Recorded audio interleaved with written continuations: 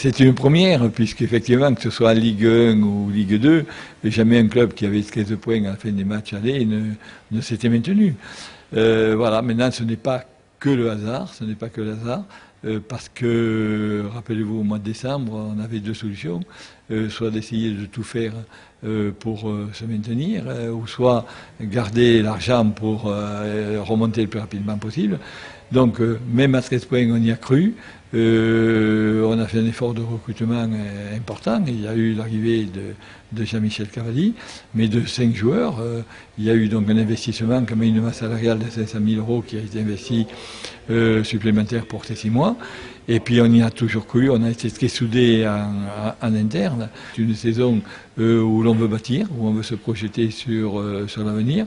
Donc ça a été un peu rendu public. Donc il y a une prolongation de Jean-Michel Cavalli, donc, qui aura 3 ans pour travailler, parce qu'on a voulu s'inscrire l'un et l'autre dans la continuité, dans des objectifs qu'on va vous développer soit en fin de semaine, soit en début de semaine prochaine, un nouveau mode de fonctionnement.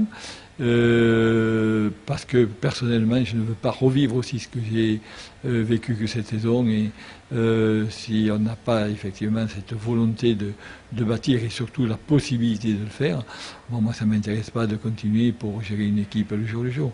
Il faut que Nîmes Olympique en Ligue 2 ait pour objectif d'aller plus loin, y mettre le temps, mais surtout se donner des structures pour pouvoir effectivement, si un jour on y arrive, pouvoir pérenniser aussi en division supérieure.